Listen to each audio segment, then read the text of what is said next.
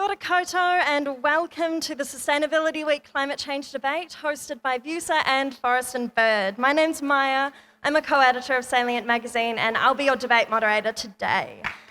Woo! So the election is under 2 months away, super exciting, so we wanted to bring together these candidates because climate change is a key policy issue for students.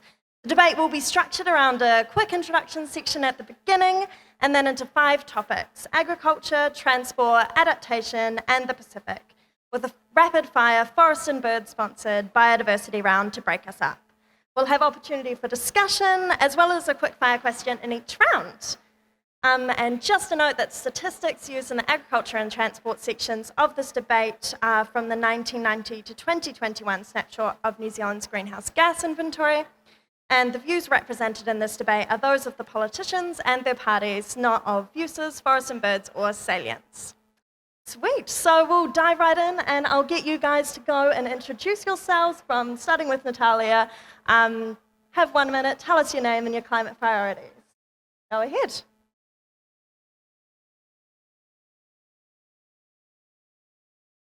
Hello. Kia ora koutou katoa. Ko Natalia Albert tōku ingoa, and I'm here as the Deputy Leader and Wellington Central candidate for the Opportunities Party. Our climate change priorities are really simple and they're really clear, and we think will be very effective in addressing the structural change that we think is needed to address some of these really big topics. And it's 3 key points. So we want to incentivize farmers with biodiversity credits. We want to electrify the bus fleet nationwide and increase the funding. We know the government's doing it already, but we don't think that the money allocated to that is going to be nearly enough for the infrastructure needs that we have. And the third is my nerves, wait. This is where I have notes. Strengthening the ETS. So removing the forestry element of the ETS and working with the Climate Change Commission and that's a minute, so wrap it up to make sure that it's effective. Thank you. Oh, we have timekeepers. Yes. Kia ora everybody, I'm Tāmati, Tāmati Coffey. I am born and bred in Lower Hutt here in Wellington.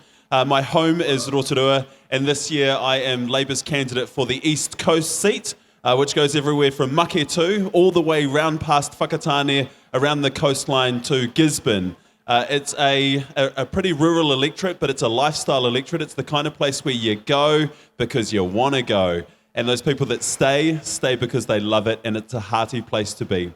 I am the Labour candidate, obviously, so happy to talk about Labour climate policies as the time goes on. I don't think I've got much time left. That's me. Kia ora. Sweet, thank you. Kia ora mai tātou. My name is James Shaw. I am the co-leader of the Green Party, the Green Party's spokesperson on climate change, and for the last 6 years I have been the Minister of Climate Change and the Associate Minister for the Environment with responsibility for biodiversity credits.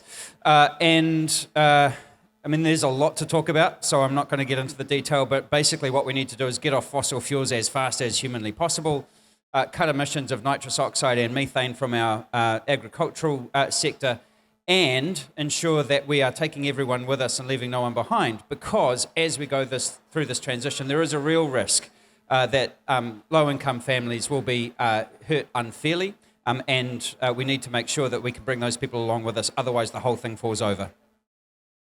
Great, thank you.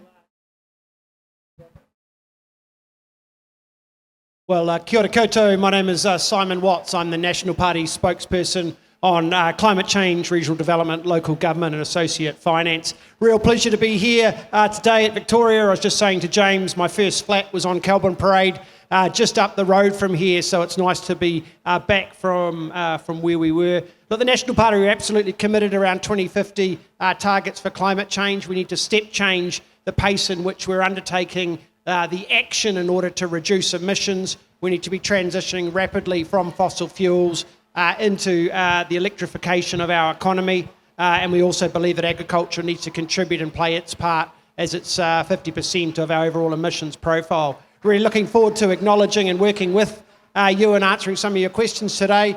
It's great to be here, and let's get into it. Sweet, thank you all. So we'll dive right in, and our first section is going to be on agriculture. So to start us off, agriculture is our biggest source of emissions, accountable for 49% of our profile. The majority of those greenhouse gases are methane emissions from livestock. Reducing agricultural emissions is a contentious issue as it also provides 40% of our export earnings. Currently, under the Zero Carbon Amendment Bill, biogenic methane emissions have a reduction target of 25 to 47 below 2017 levels by 2050. So my first question for you all is, what is the role of agricultural emissions in your party's climate policy? And specifically, how does your party plan to reduce methane emissions in agriculture? And we'll take it away starting with Simon. Yeah, thanks very much. Well, look, National has already released our policy around agricultural emissions. As I said, 50% based on current measurement is the amount that contributes. We have no option but to address that and look for actions in order to reduce those emissions. We absolutely believe that we need to promote research and development and technology around the agricultural sector, provide them with the tools in order to be able to reduce the emissions profile. And we've also said is that acknowledging that needs to be a little bit of time, no later than 2030 do we need to introduce agricultural emissions pricing mechanisms. But it is a balance of working with our industry, not against it. We need to get those targets down. We need to get action, and standing still is not an option. And we're committed to working with our sector in order to achieve that. You, James? I remember a tractor being driven up the steps of Parliament in 2002, so 21 years ago, when it was decided then, the line then was farmers just need a little bit more time and we need to invest in the R&D. And we just need to put off the pricing system for just a little bit longer.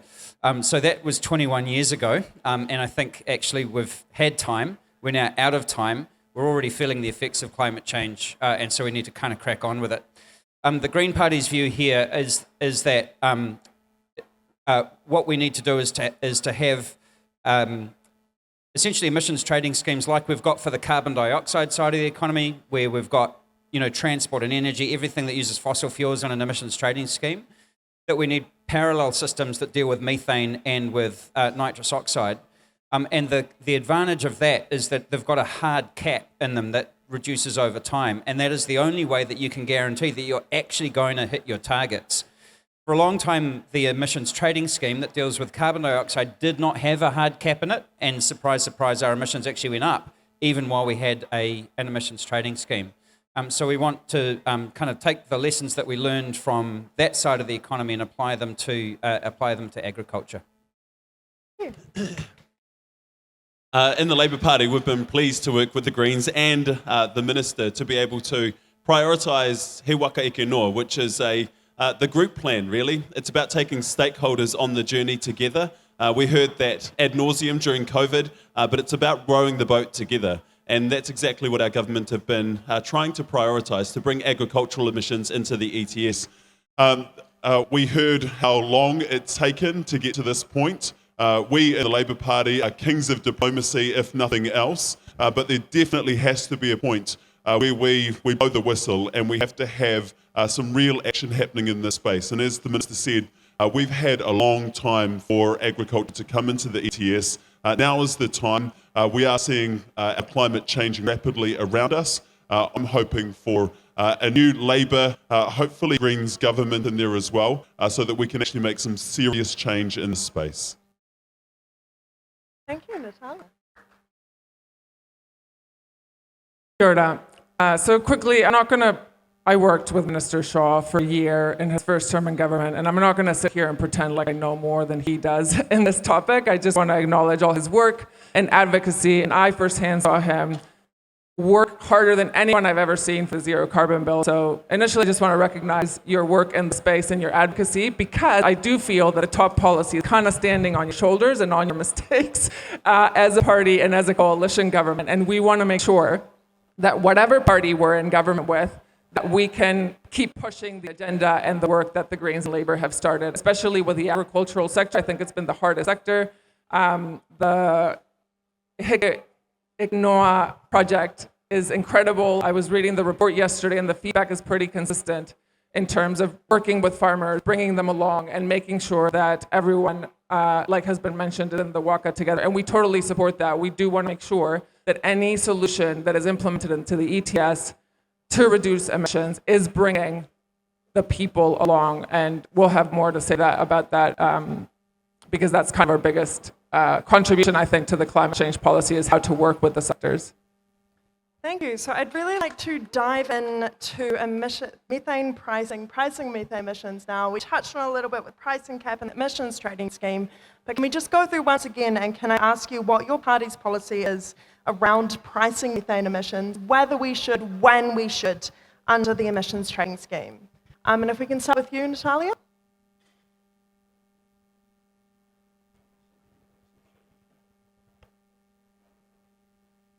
I don't know, to be honest, the answer to that question. I apologize. I don't think we've gone into that level of detail in terms of what we want to change with the emission trading scheme. It is one of our priorities because we do recognize that the emission trading scheme is one of the biggest levers to achieve climate change priorities. But in terms of the pricing for methane specifically, yeah, I don't even know if I can.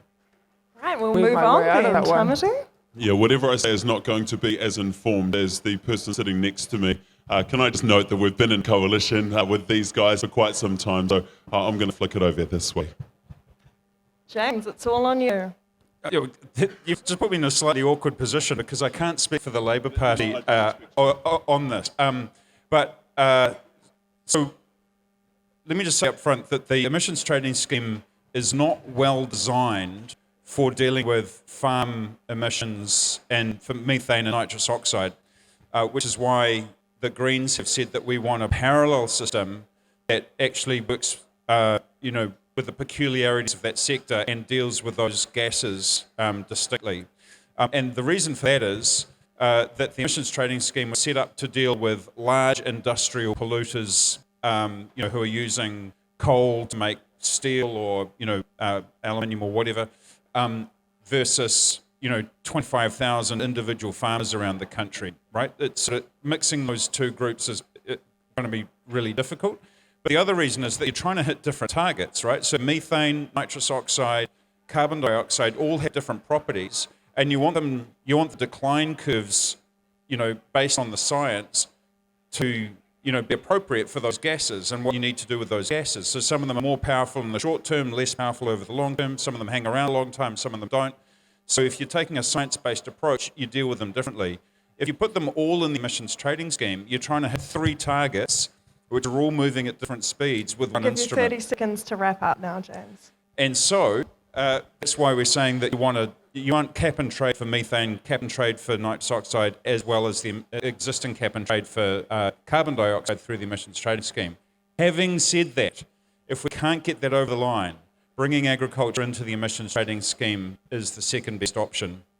And so that's why that's in the legislation as a kind of backstop option. Great, thank you. And on to Simon. Yeah, well, as National is probably much the only major party that's released an agricultural emissions policy to date, we're very clear that of the ETS program. I mean, you can talk all you like about what we plan to do, but we've had a Labour and Greens government who have been accountable for this for the last 6 years. Have we delivered action that has resulted in reductions? And that's the question that needs to be answered, and I think the answer is no. Our view is very clearly that we need to price these emissions by 2030, and in the intervening period, if we're in government in October in 51 days, then we will work with industry to implement research and development, biotechnology, on-farm sequestration to encourage more wetlands and other opportunities for carbon absorption on-farm, and make sure that methane is treated separately. And I think we've got a response from James and Natalia. Yeah, just to respond to Simon's question there, methane emissions are down about 5% since 2017, which is when we got into government. And Natalia, did you have something to add? I'm pretty sure the Greens have a policy about that I have actually in my folder. Well, thanks. I will move on. And we're just going to go straight into the quick fire question for this round. And I'd like to ask all of you, give me as short an answer as you can. Will you commit to maintaining the reduction target for methane emissions set out under the Zero Carbon Act if you are elected to government? And we'll start with Simon. Yeah, the National Party is committed to the targets that we've set, so simple as that. Yes, and the Climate Change Commission are reviewing the targets next year and will follow their advice based on if they think there needs to be a change to those targets. Thank you. Yes. Yes. Great, thank you all. We'll move on now to our second section on transport. Energy is our biggest source of emissions overall, accounting for 41% of our profile, and within that, transport is the largest source of emissions, accountable for 18% of carbon dioxide. Reducing transport emissions is a major climate policy issue for Aotearoa. So to start us off with a light question, I'd just like to ask each of you how you got here today. And if we could start with Natalia. Yeah, how did you get here? Yeah, by transport. What transport method did you take to get here today? I took the bus. I caught a cab from Parliament. In an electric car. Taking how wet outside it is, I could have come by boat, but I didn't. I actually came by taxi. Great, so we'll now get into our open-ended question about how your party plans to reduce transport emissions. And Simon, we'll start with you. Yeah, great. Look, the way in which our climate policies are focused is on the key drivers of emissions. So electricity generation, agriculture and transport. We absolutely support the need for us to transition rapidly from fossil fuel transport across to electric vehicles and green hydrogen. The way in which we see the government playing a role to best enable that is through the doubling of renewable energy production in this country. We can talk a big game about everyone moving to electric, but unless we've got renewable electricity to power those new EVs, it's simply not going to be practical. A lot of red tape in that area. We've said remove the red tape. Let's double our renewable energy production. That will enable Kiwis across this country to transition to more green transport options, and we believe that will be the single biggest impact in terms of reducing emissions in that space. Natalia, I can see you making a face. Do you have a response to that? Yeah, I think one of the really attractive things about TOP and its very simple policies is the transport one, for example. So we want to kind of take it a step further, and we don't want to incentivize people to have cars at all. We understand that cars are necessary, and there's a lot of practicalities around that, but our teal card incentivizing young people under 30 to have free public transport, for example, and making that accessible for people to reduce the use of cars, electric or otherwise, because both options sincerely aren't sustainable either way, we think is actually the solution. So that's why we support Let's Get Wellington Moving. We're going to give people $1,500 to invest in an e-bike or an e-scooter. We really want to try and get people away from vehicles, and we think that New Zealand, especially cities like Wellington, have the infrastructure and the potential to do that. Great. I'll jump back to James now. You kind of need to do everything, right? Transport is the fastest growing area of emissions, or has been up until recently. It has also been one of the areas where we have had some success. So 3 years ago, 1 in 100 new cars sold in this country was an electric vehicle, 1 in 100. And in the month of June, it was 1 in 2, right? We went from 1 in 100 to 1 in 2 in 3 years. And that's a result of the Clean Car Discount that was designed originally by my colleague Julianne Genter when she was an Associate Minister of Transport in our first term, and then implemented by the Honourable Michael Wood when he was Transport Minister in this term. It's been an astonishingly successful policy, opposed, incidentally, by the Acton National Party. And at the same time, I completely agree, we need to, we cannot continue with our car dependency, and there are still it's going to take a long time for us to convert the 4.1 million cars that are on our roads that are currently combustion engine vehicles to electrics. So just doing that isn't going to get us there. We also need to encourage mode shift, active modes of transport as well, and significant investment in public transport, particularly mass rapid transit, because then you actually are able to move people and freight most efficiently around and between our cities. And if you focus on that, what is the most efficient way of moving people and freight around, you get the lowest carbon option, but you also cut congestion, you also increase productivity because you don't have people waiting in traffic for so long. And I'll get you to move on to Tāmati. Thank you.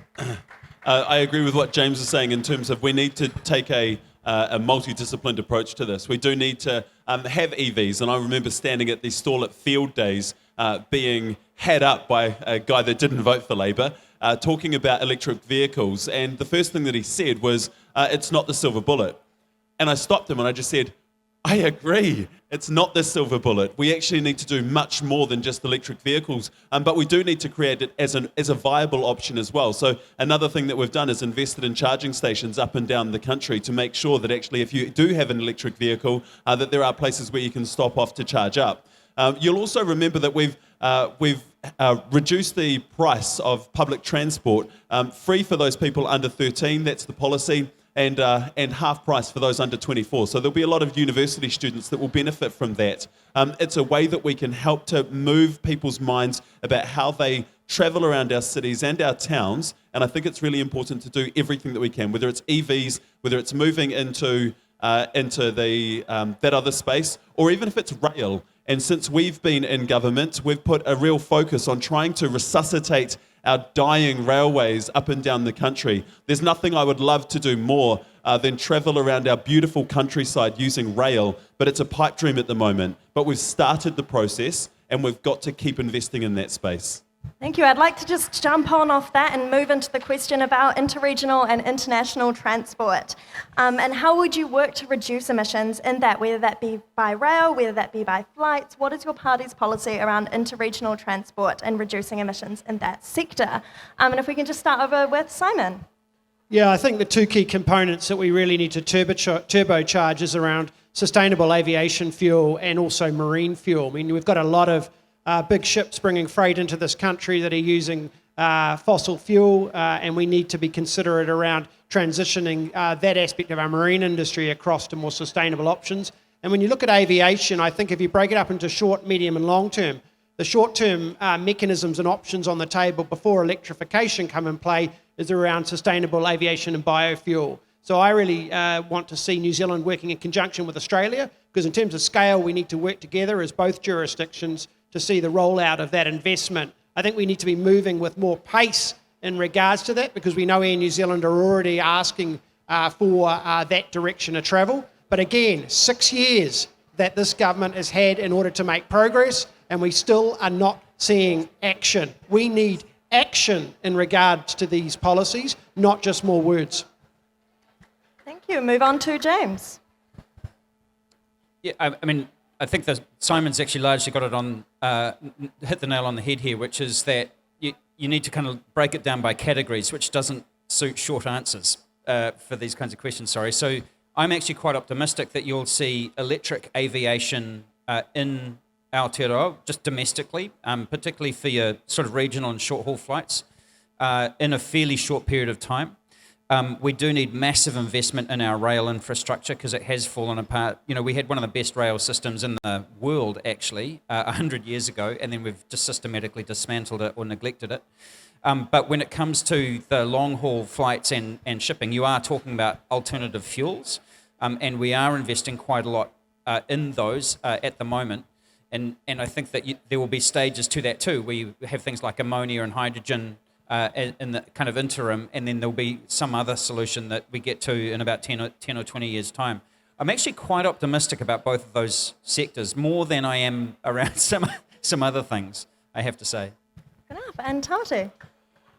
Sustainable biofuels, absolutely. We did the first reading of that bill in the House. It was actually a bill that was taken off the agenda.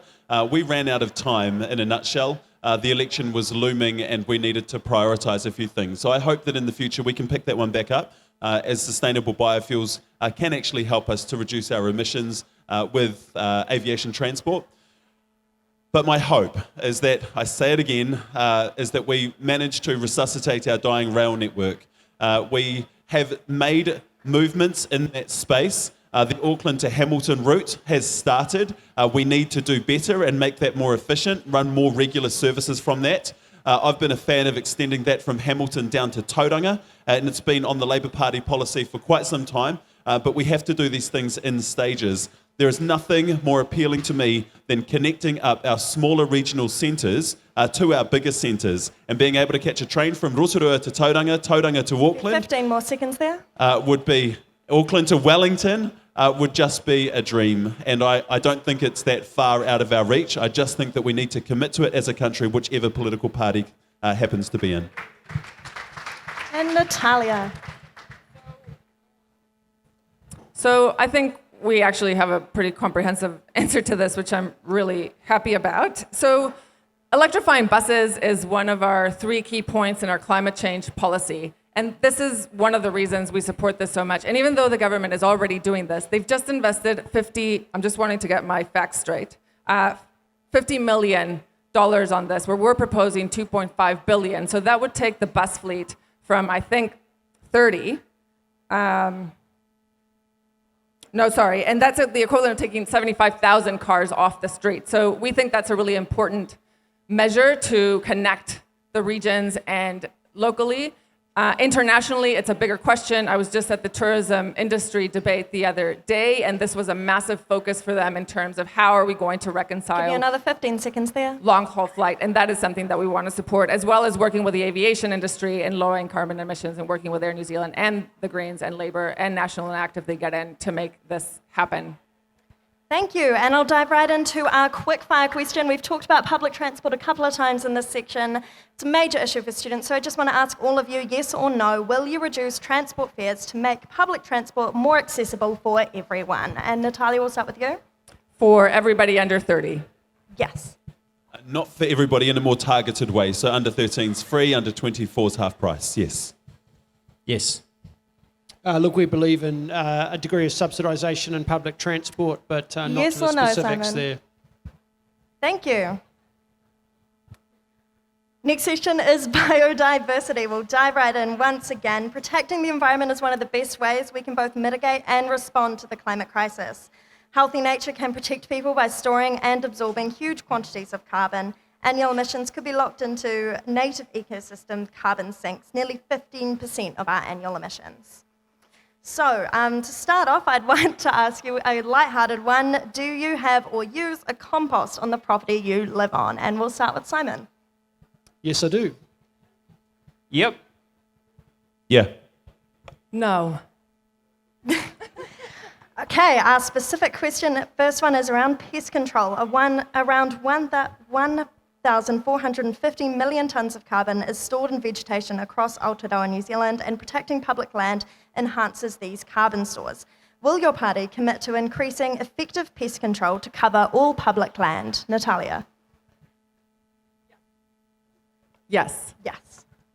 That's not specific. I mean, that's a policy right there. That's not our policy. But there's worth in it, and we've been doing it through our Jobs for Nature program, which has been incredibly successful over the course of COVID, getting people into jobs out there, protecting our biodiversity, doing pest control in places where we've needed it. It's I'm been going to really cut you off important. and move on because it was not your policy, but thank you. James? Look, people who know me know that I'm a bit of a wonk, and I dive into the detail. You can commit to this, but you need to have a plan for how you deliver on it. And one of the things that we are working on right now is measuring the additional carbon dioxide that's stored in our old growth native forests, for example, in dockland and on private conservation land, to see... Can you give me a yes or no? Yeah, no, well, it's a yes, but it's... They want to know the answer to the question. Just give me 30 seconds. 30 seconds. Which is, if essentially what we're trying to do is to give people carbon credits in the emissions trading scheme for clearing predators and pests out of those forests in order to get the additional growth into those forests. Because we think that we can get somewhere between 10 and 15% additional sequestration in our old growth native forests if we can clear them of browsing pests. And I'll move on to Simon. Thank you. Yeah, well, Pest Free 2050 is a major policy that was introduced by the National-led government. We absolutely see biodiversity as a key element that we need to turbocharge in regards to playing its role around climate change. And, you know, this is a really big opportunity for us to protect our heritage and our forests. Yes or no to committing? I've said we've already got a policy and we stand by that. Great. We'll move on to wetlands. Secondly, healthy wetlands suck up and store massive amounts of carbon, and when drained, they release carbon dioxide. Will your party commit, and this is again a specific policy question, will your party commit to doubling wetlands by 2050? We'll start off with Simon. We've just released in our agricultural emissions policy the ability for farmers to take credits for on-farm sequestration, which includes wetlands, and as I've said, we see that as a significant driver. So our policy is aligned to what that's up there on the board. James. Yes, that is Green Party policy, and actually Cabinet made a decision about a month ago to do exactly that. So it's our policy and we're working on it. Thank you. I'm going to confess that I don't know in detail our wetlands policy. As somebody that sits on the Environment Committee, I'm very familiar with the part that wetlands play in our area. I'm from a lakes district as well. I understand the wetlands in our area, but I can't commit to your policy up there on the board. Natalia? Yes. Wonderful. Okay, moving on to the next one, oceans. We've committed under the International High Seas Treaty to make 30% of our coast a marine protected area by 2030. Will you deliver on that, yes or no? And we'll start with Natalia. Sorry, can you repeat the question because I can't hear you and then I couldn't read over there. Of course. We've committed under the International High Seas Treaty to make 30% of our coast a marine protected area by 2030. Will you deliver on that, yes or no? Natalia? Yes. Tāmati? Yes, and we've already gotten underway on this. The recent announcement about extending this out into the Hauraki Gulf is part of that plan, but it's going to take a few more years. James? Yes. Simon? Look, we're supportive in regards to the marine protected areas. I don't know whether that is actually feasibly possible based on where we are to date, but in terms of signing up and subscribing to what we did around those agreements of 30-30, then that's an obligation that we take very seriously. And there's a second question on there you'll notice, so I want to ask secondly, will your party ban bottom trawling? Simon, we'll start with you again and keep you on the spot. Yeah, look, bottom trawling is a significant impact on the ocean floor, which has a number of implications for the biodiversity of our oceans. It's definitely not an area of it's not sustainable fishing policy, and we would be very much wanting to work with the industry around looking to transition away from that as soon as practical to more sustainable fishing mechanisms. James? Yes. Tāmati? Not exactly, but we, by creating those marine reserves, those extra marine reserves, what we've effectively done is banned bottom trawling in those areas. And Natalia? We're currently reviewing that, but we would support it in principle. Great, and the last part of this quickfire biodiversity round is around mining. Will you commit to no new mines on conservation land in your first 100 days? And we'll start with Natalia. Yeah, so this is, I'm happy you asked me this question. Just a very quick story. After working with Minister James Shaw in his office, Got 30 seconds. I then regulated the mining sector, and I saw the implications of the ban of that law on communities and on the sector. So in principle, I don't think we would support it in the way it is now. And So it's that's the reason, not support? Yeah, not in the way it is now. I don't think it's benefiting the communities Great, and the we'll move on families. to Tāmati. This is a difficult one, and it's one that's been sitting around for a wee while. Look, what I know is that we are supportive of making sure that our iwi have a voice in this conversation. I don't think it's as simple as just having an outright policy that washes over everybody. It's something that needs to have them front and centre. And James? Yeah, and yes, is the policy, and it is a source of some frustration to us that we committed to it in the first 100 days of our first term 2 terms ago and still aren't there yet. Natalia, do you have a response there? Yeah, and I guess my story of having been to all these mines the year after the Greens made that announcement and saw the fallout of the communities in the South Island firsthand, visiting over 40 mines and talking to these people, it was heartbreaking. And it was just not a well thought out policy. The implications for the communities were huge, and we're still kind of recovering for that. And the proof is that the bill hasn't gone through. And we'll jump back over to Simon. No, we're not going to commit to that. Thank you all. That's our quickfire round. Our next section, you guys are all doing great, is on adaptation. And as we moving away from climate mitigation to climate adaptation, the latest IPCC report has stated that Earth has warmed 1.2 degrees around about Celsius already, and we are currently on track to exceed 1.5 degrees warming. Adaptation and keeping our communities safe in a world with climate change is increasingly important. So to start off with something specific, What is your party's plan for a managed retreat for those areas affected by sea level rise and coastal inundation? And how will you ensure that a managed retreat is done in an equitable way? We'll start over with Simon. Look, National's very clear that we need to have a national framework for climate adaptation that needs to cover the levels of government, local and central, the banks and insurers, private sector, to come up and deal with the really gnarly questions that need to be answered. This is one of the single biggest issues that face us today, but also into the future, and we need a clear framework in order to make decisions in order to move our way through that. We currently do not have that, and we have said that we will work in a bipartisan manner with any of the parties in order to proceed and get that done. It is critical that we increase the pace of change in order to get to a position where we have a framework, and that will provide certainties to our communities, many of which have been impacted heavily by the natural disasters and weather events that we've faced already this year. James. Well, the timely question, because yesterday we announced that we were going to form a special select committee to look into the really gnarly, big, hairy questions that Simon is referring to there, and to try and get Parliament to arrive at a level of consensus and then draft the bill and put it through the House, because this is one of those areas where, we're talking, it's a generational shift over multiple decades. That means it's got to survive multiple changes of government.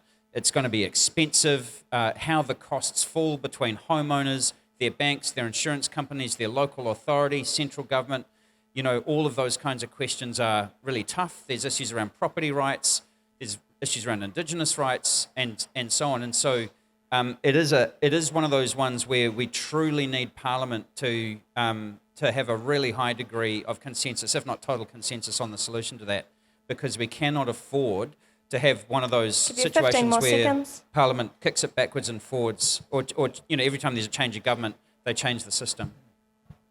Tāmati.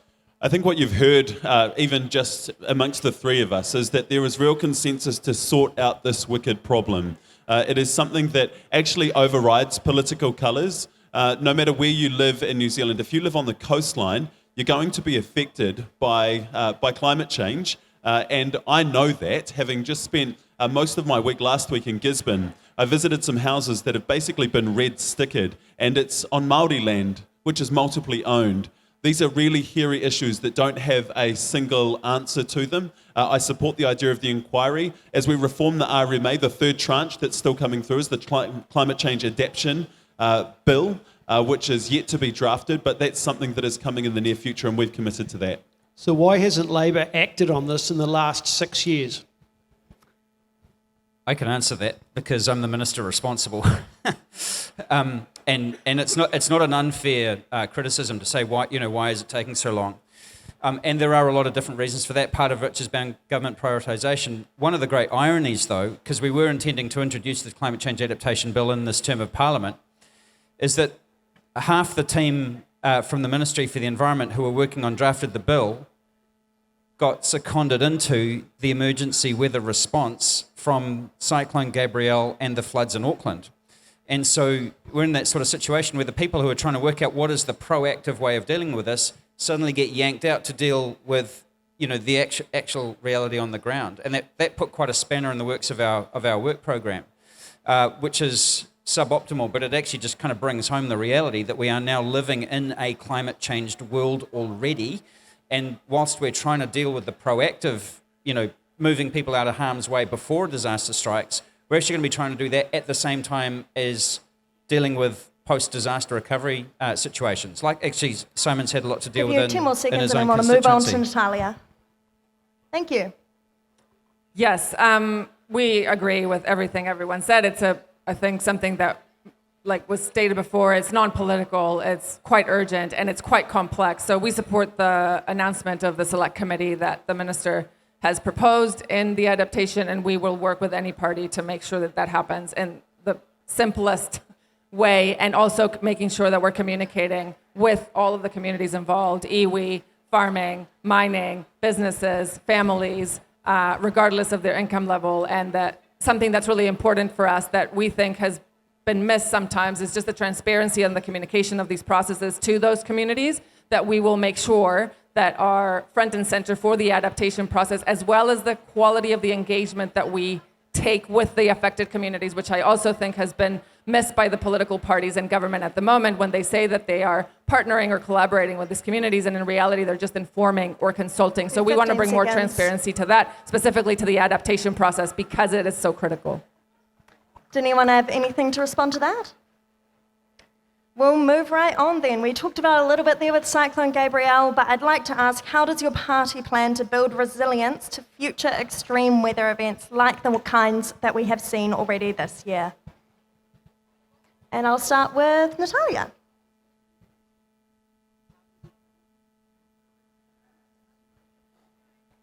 I don't think there's a simple answer to this or a short answer to this, but I do feel that our climate change policy, our teal card, and subsidizing young people and public transport and emphasizing the importance of moving away from cars and into public transport is really important. However, we also recognize that roads are important. Like Transmission Gully is now the only way out of Wellington and from a resilience perspective, and that was a national-led initiative, which in an event of a disaster in Wellington will save a lot of lives. So it's quite the balance, but we think we're well-placed and we understand the problems and the balance that it will take to work between big infrastructure problems as well as incentivizing people to better transport options and better public services. Tāmati. How you look at this problem is really important. And as somebody that's spent the last couple of weeks up in the thick of it on the East Coast, the way that you look at this problem is you have to understand that there are communities up and down the coast that got cut off. And actually no level of government response was quick enough for them to have to respond. So what they did is they looked internally. They found their own inner resilience. And actually that's the role that central government has to have. We need to empower our local communities to, yes, be prepared for those emergencies, but we also need to empower them when it comes time to distribute funds and get them there so that the community can deal with them, because the community are the problem and the solution all at the same time. Thank you. James. This is one of those things, there's so much that you need to do. It's not going to be a very short answer, or not going to fit into a short answer. But I would say it falls into the one category that we've got to deal with, infrastructure, and Cyclone Gabrielle just showed how vulnerable our kind of current infrastructure is, whether you're talking about transport links like roads and railways, whether you're talking about things like fresh water or stormwater or sewage, whether you're talking about electricity or telecommunications, all of those things were badly impacted. So we need to build those to a higher standard to be able to, deal with the oncoming changes in extreme weather events. But the other thing is our homes and our communities. And you've sort of got choices there. You don't have to relocate. There will be some places where relocation makes more sense than any other option. But if you look at what's happened in Edgecombe, for example, after the floods up there about 10 years ago, actually they've raised the houses there onto 2-metre high pads. So they're saying all of that former wetland, it will flood again. 15 more seconds. But actually, rather than moving away, you can accommodate the fact that it's going to increasingly flood in the future. And so one of the things I think that we need to do is to make communities, empower communities to be able to make those choices based on what their risks are likely to be, and then to resource them to be able to put those adaptation plans into place. Thank you. And Simon.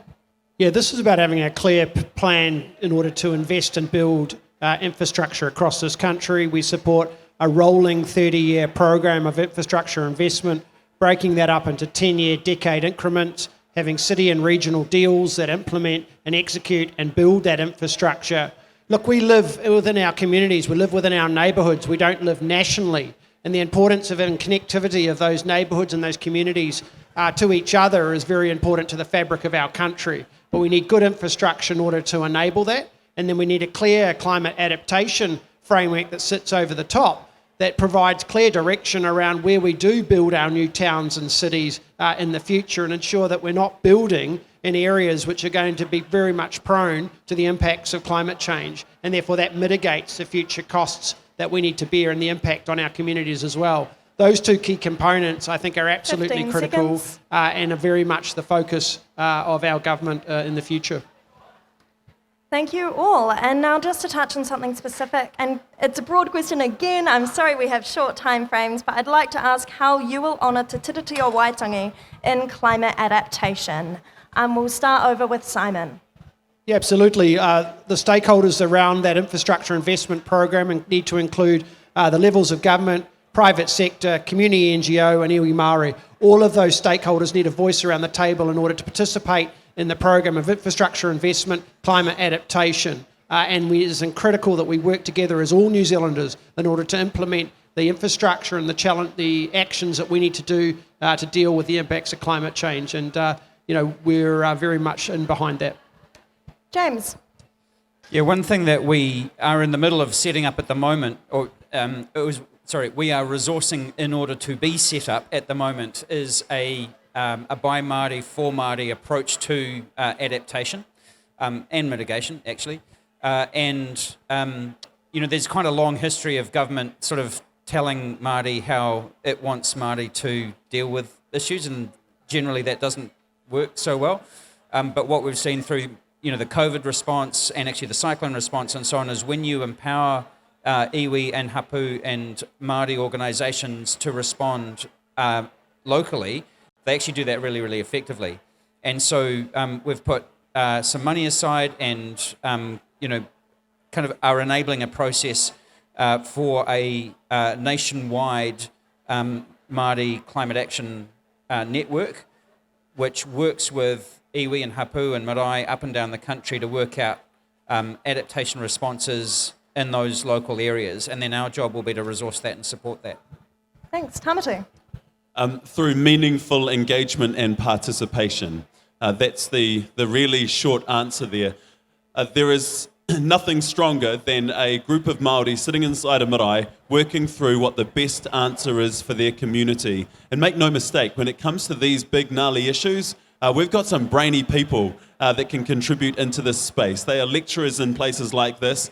They are people that work on the front line in this area. If you empower Māori communities to be able to come up with solutions that are by Māori for Māori, that's how you can best honour them. Thank you. Natalia.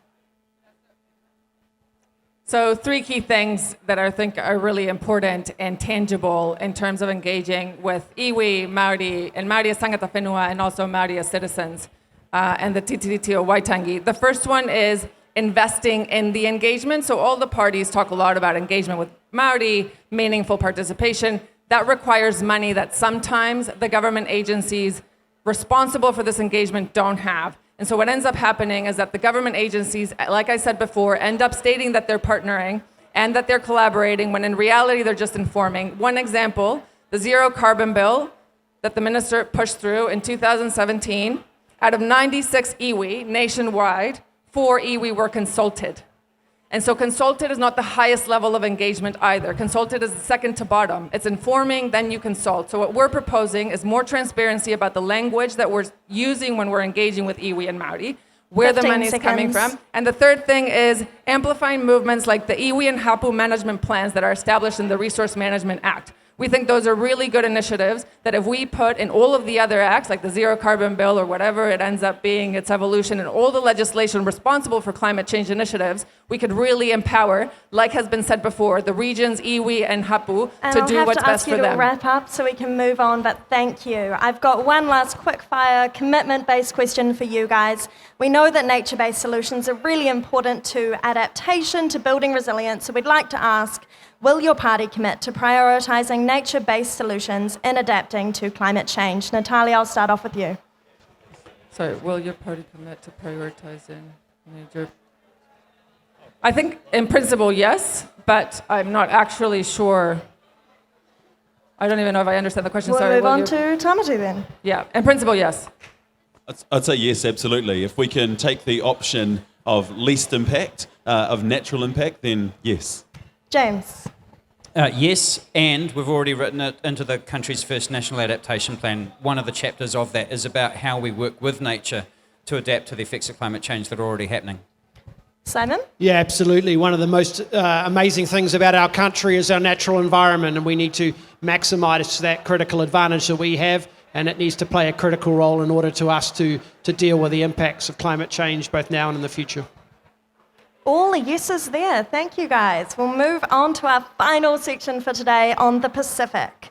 The Pacific Islands are a key part of New Zealand's international obligations, especially with climate change. It's well documented that the nations that have contributed the least to climate change disproportionately experience the worst of climate change impacts, and this is true for the Pacific. So, to start us off, how do you plan to support our Pacific neighbours in their response to climate change? Simon, I'll go to you. Look, it's critically important that we work with our Pacific neighbours in order to help them work through the challenges that they face around climate change. I think our Pacific neighbours are really the ground zero in terms of the implications and the need for climate adaptation and infrastructure resilience because of the rising sea levels. And it is a role of the big countries such as New Zealand and Australia to work collaboratively with those countries to help and support them. We need to be a strong region. And it is not acceptable that we just leave those countries out to fend for themselves. And we have a strong foreign policy directive to work collaboratively with those countries, and climate change adaptation is a critical area where we can share skill sets, expertise, but also importantly knowledge and best learnings around making sure that we all win and we all progress in this space. And I think I see this as a really big opportunity actually for strengthening our regional relationships. Thank you. James? Yeah, one of the things I'm most proud of that our government has done in the last 6 years was to quadruple the amount of climate-related overseas development assistance available going into the Pacific. And we said at least half, it's a global commitment, a climate finance commitment of $1.3 billion over the kind of 5-year commitment period.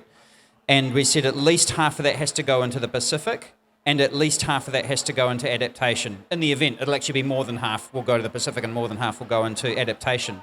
And the great thing is that all of the additional money that we put into it comes from revenues from the emissions trading scheme, which is paid for by polluters. So you had polluting companies here in Aotearoa who are funding climate change adaptation programs in the Pacific. Thank you. Tāmati?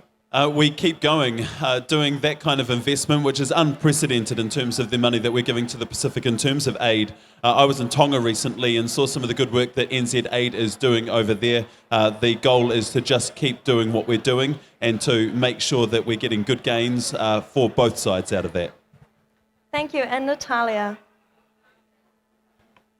So we have policy around increasing climate refugees and their pathway to citizenship. So we have a big focus on immigration, which I can't talk too much about. It will be announced later on, but we do have a massive focus in making sure that people that do need to come to New Zealand as climate refugees have the support that they need. And the other thing I just wanted to say about the Pacific is that we also have a big focus in improving the quality of life of our Pacific whānau in New Zealand while they're here to make sure that we can support them. At the moment, they are at the bottom of most statistics, and that's also a big focus for us. It's a bit of a tangent, but I think it's important to acknowledge that they're not incredibly well off here. So when we bring them over, we want to make sure that that's improved as part of the climate refugee process. Thank you. Leads really well into the next question I'd like to ask, which is specifically about how you would respond to people forced to leave their homes in the Pacific due to the impacts of climate change and what your plans are around climate refugees. So you've addressed it. If you had anything else you'd like to add, Natalia, I'll start with you. I guess just quickly, as a migrant myself, I'm not a refugee, but I do understand the challenges of moving to a country like New Zealand as a woman of color from a non-English speaking country.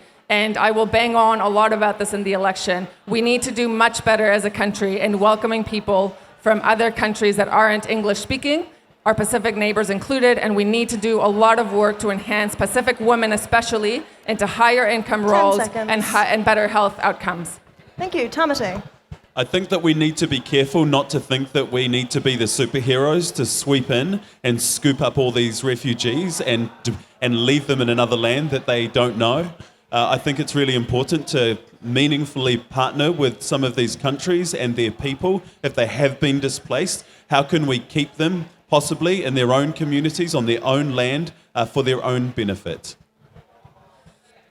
Yeah, I mean, this has been a significant part of our work program since we got into government at the end of 2017. And the message that we've had back from the governments of the Pacific Islands is that Plan A is to be able to stay in their homes with dignity. Like, nobody wants to leave their home.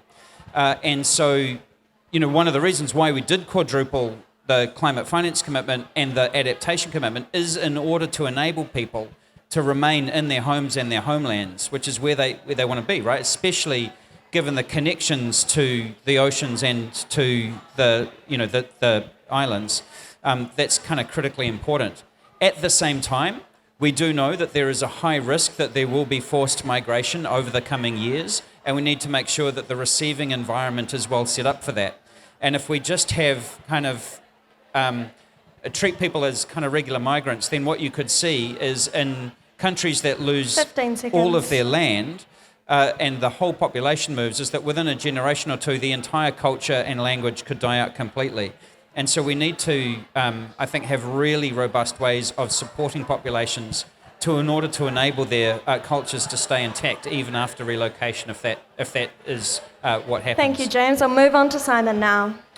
Yeah, one of the key elements that we can do is to support those countries in regards to the building of resilient infrastructure. I think it's critically important that we support them to be able to live sustainably in their countries. But in terms of the overall climate adaptation plan, I think when you look at the long-term implications, there is a paradigm of which we need to consider in the long term, 50 years plus, what are those options that we need to have considered in regards to potentially large-scale migration options, should we be dealing with the scenarios where people need, and large numbers of people need to leave their country because there are no other feasible options available. I think that is an opportunity for us to play a role in that, but we should be supporting and working with our Pacific neighbours, not just seeing it as an option for us just to step in and sort of say this is how it should work. It needs to be driven by our local communities and our local Pacific neighbours. Thank you. I'll move on to our quick fire question for this, which is about our loss and damage funding. A quick bit of background for those who don't know.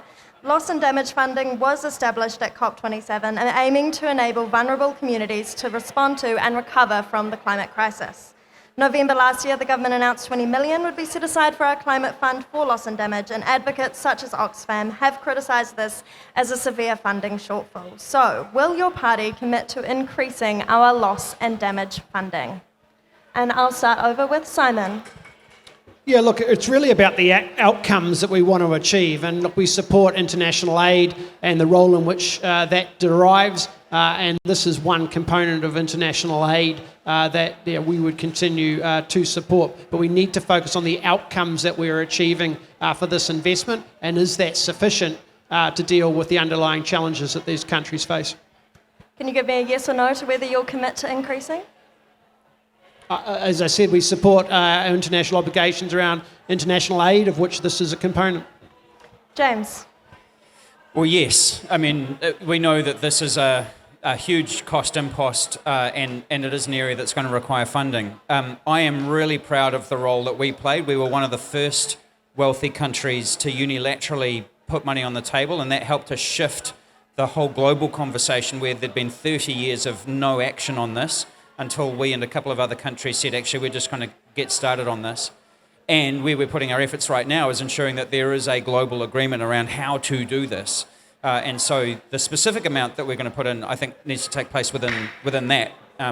But, we were one of the countries that made that happen, and I think we can be proud of that. That's good enough for me. Tāmati? Your question is around, will our party commit to it? And I don't know that we've actually got a specific party policy in regards to this, but I think you should judge us by our actions. And and James here just talked about how we were one of the first to stump up with the money for it in the first place, and I can't imagine that we would do anything different. But you cannot confirm to increasing. I can't confirm that we've got a policy specifically on this. Natalia? Yeah, similar, Tāmati. We don't have a policy, but in principle, yes, of course. Righto, in principles and no policies, but yeses and nos. Thank you very much, everyone. That's me for today. That's all my questions for the debate. So thank you very much for coming. Thank you for your sponsors. Thank you all for watching. Thank you to VUWSA and Forest and Bird. And that's us. Thank you. Thank you. Thank you. Kia ora.